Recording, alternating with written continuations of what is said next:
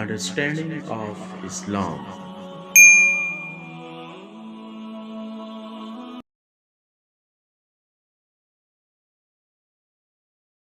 زکوٰۃ حقیقت میں ہے کیا، اس کو سمجھ لیجئے۔ زکوٰۃ کے اعتبار سے بھی شریعت اسلامی کی روح سے مال جو ہے وہ دو قسم کا ہے۔ جیسے زمین میں نے عرض کیا دو قسم کی، خراجی عشری، ایسے ہی مال باطنی، اموال باطنی، اموال ظاہری۔ کسی شخص نے گھر میں کچھ پیسہ رکھا ہوا پس انداز کر کے، یہ اموال باطنی ہے۔ کسی نے زیور رکھا ہوا ہے، چلیے سونے کی ڈلی رکھ لی ہے کسی نے، کسی برے وقت کے لیے، پتہ نہیں نوٹ جو ہیں وہ تو دھیلے کے رہ جائیں، جیسے کویتی دینار ہو گیا تھا، کہیں ایسی آفت نہ آ جائے کوئی تھوڑا سا سونا لے کر رکھ لو۔ یہ جو گھر میں چھپا ہوا مال ہے یہ اموال باطنی ہے، ان کی زکوٰۃ اسلامی ریاست نظام خلافت زبردستی نہیں لیتی، ورنہ تو گھر گھر جا کے جامع تلاشی کرنی پڑے گی، ٹرنک کھولنے ہوں گے، تکیے ادھیڑ کر دیکھنے ہوں گے کہیں کچھ رکھا ہوا تو نہیں ہے۔ اسلام کا نظام نظام فطرت ہے۔ اموال باطنہ میں آپ کو آزادی ہے، زکوٰۃ دیں جسے چاہیں دے دیں، آپ کا اور اپنے رب کا معاملہ ہے، وہاں حساب جا کے دے دیجئے گا۔ اموال ظاہری کی زکوٰۃ جبراً لی جائے گی۔ وہ کیا ہے؟ یہ مال ہے جو دکانوں میں ہے، اموال تجارت، یہ فیکٹریاں ہیں جن میں فنشڈ پروڈکٹ بھی ہے، خام مال بھی ہے، یہ بھیڑ بکریوں کے گلے ہیں، ہزار ہزار بھیڑیں اور ہزار ہزار بکریاں، اونٹوں کی قطاریں، یہ ہے جو ظاہر مال ہے، سامنے ہے، کہاں چھپا کر لے جائیں گے؟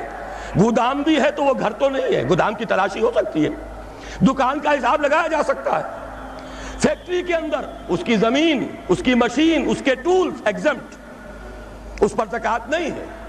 لیکن جو بھی مال ہے اس میں وہ دو شکلوں میں ہوگا، یا خام مال ہے، کپڑا بنانے کا کارخانہ ہے تو دھاگا پڑا ہے اتنے کروڑ کا، تیار کپڑا ہے اتنے کروڑ کا، اس کا 2.5% دے دیجئے۔ مال ہے 5 لاکھ کا دکان کے اندر، 2.5% دے دیجئے، اموال ظاہرہ ہے۔ اور اس میں اس سے کوئی غرض نہیں کہ سال بھر میں آپ نے کچھ کمایا کہ گوایا، جب تک آپ نصاب کی حد سے اوپر ہیں، چاہے آپ کا اس سال میں آدھا مال گیا، 10 لاکھ کی مالیت تھی، اب آپ 5 لاکھ کے ہیں، لیکن 5 لاکھ پر بھی آپ کو 2.5% دینا ہے، چاہے کمایا ہو چاہے گوایا ہو۔ اور یہ ٹوٹل پر ہے، کسی اکاؤنٹنٹ کی ضرورت نہیں، جو تاریخ معین ہے جا کر دیکھیے کیا مال پڑا ہوا ہے، 2.5% حساب کر کے دے دیجیے۔ اتنی رقم آئے گی۔ ابھی جو کہہ رہے تھے جنرل صاحب کہ یہ نعرہ بھٹو نے لگایا، یہ بالکل وہی بات ہے جو علامہ اقبال نے فرمائی ہے۔ مغربی تہذیب میں بھی ایک حصہ حق کا ہے، اگرچہ باطل نے اس کے اوپر پورا غلبہ حاصل کر لیا، لیکن حق کا حصہ اس میں بھی تھا۔ وہ کیا تھا؟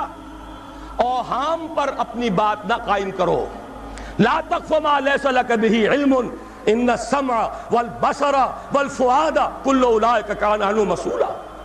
علم پر بات کرو، وہم پر نہیں، محض تصورات پر نہیں، محض توہمات پر نہیں، علم پر۔ موقف تمہارا علم پر قائم ہونا چاہیے۔ یہ بات تھی، انہوں نے لی، توہمات کو ختم کیا، کھول آنکھ، زمین دیکھ، فلک دیکھ، فضا دیکھ، مشرق سے ابھرتے ہوئے سورج کو ذرا دیکھ۔ لہذا سائنس بڑھی، ٹیکنالوجی بڑھی، آئی ان کے ہاں ترقی آئی۔ اسی طرح یہ سمجھ لیجئے روٹی، کپڑا اور مکان کوئی کافرانہ نعرہ نہیں تھا، یہ افراد کا بنیادی حق ہے، اور تاریخ انسانی میں پہلی مرتبہ عمر فاروق نے اس حق کا بیان کیا۔ اگر دجلہ اور فرات کے کنارے ایک کتا بھی بھوکا مر گیا تو عمر قیامت کے دن ذمہ دار ہوگا۔ کون مارکس ہے، کیا پدی اور کیا پتی کا شوربہ، کون کوئی جدید تصورات دینے والے ہوں گے؟ یہ کل کی پیداوار ہے اور آج ختم ہو چکے، آج ان کے چہروں پر کالک بری جا رہی ہے، آج ان کے مجسمے گرائے جا رہے ہیں۔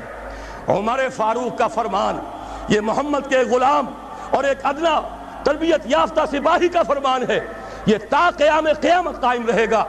ہر شہری کی بنیادی ضروریات کی کفالت ہے جو نظام خلافت کے ذمے ہے۔ اور اس میں تو جیسا کہ میں نے عرض کیا، اس میں تو حضرت عمر نے مسلمان نہیں کہا، صرف مسلمان نہیں، جانوروں تک بات پہنچا دی۔ اس کا مطلب یہ کہ غیر مسلموں کا بھی حق ہے۔ اس لیے کہ حضرت عمر ہی نے ایک مرتبہ دیکھا تھا، کسی صوبائی دارالحکومت کے دورے پر گئے تھے، کوئی ایک بڈھا غیر مسلم غالباً مجوسی تھا، وہ کچھ خیرات مانگتا پھر رہا تھا، بہت بوڑھا ضعیف۔ وہاں کے عامل سے حضرت عمر نے پوچھا یہ کیا معاملہ ہے، یہ خیرات مانگنے پر کیوں مجبور ہو گیا؟ تو انہوں نے کہا غریب ہے اور اس کے پاس کوئی ذریعہ نہیں ہے۔ فرمایا یہ بڑا ظلم ہے کہ جب یہ جوان تھا کماتا تھا ہم اس سے جزیہ لیتے تھے، اور آج اگر یہ بوڑھا ہو گیا ہے اور اس کا کوئی والی وارث نہیں ہے تو ہم نے اسے سڑکوں کے اوپر بھیک مانگنے کے لیے چھوڑ دیا، اس کا بھی وظیفہ مقرر ہو جائے گا۔ یہ ذمہ داری، یہ کفالت عامہ ہر شہری کے لیے۔ اور یہ جان لیجئے تجارت میں اور صنعت میں یہ سارا فساد جو اس وقت ہے وہ اس وجہ سے ہے کہ عام آدمی، عام کسان، عام مزدور مجبور ہے کہ سرمایہ دار اور جاگیردار کی ٹرمز پر کام کرے۔ نہ کرے گا تو کیا کرے گا؟ ٹریڈ یونین بنا لیجئے، وہ بھی جیبی ٹریڈ یونین بنا لیں گے، ان کے اپنے ایجنٹ ہوں گے۔ اب لڑیے، خون کس کا جائے گا؟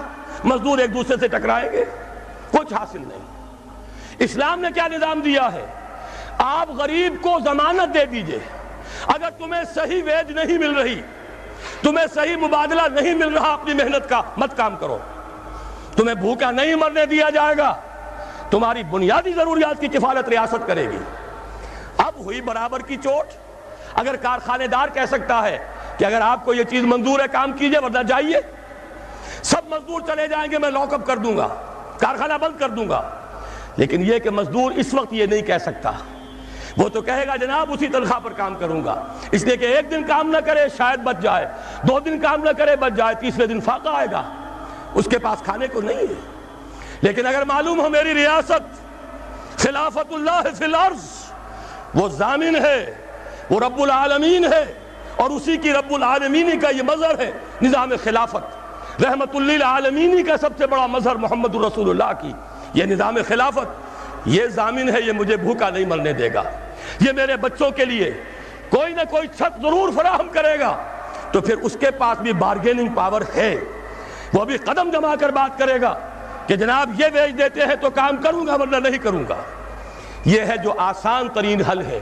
باقی یہ کہ جبر کیا تھا روس نے، اس کا حشر دیکھ لیا، اور سرمایہ دارانہ نظام اس وقت تو بڑا خوش ہے، اس کے ڈنکے بج رہے ہیں، اس کی فتح ہو گئی، سب سے بڑا دشمن سرنگو ہے، وہ تو سجدہ کیے ہوئے ہے۔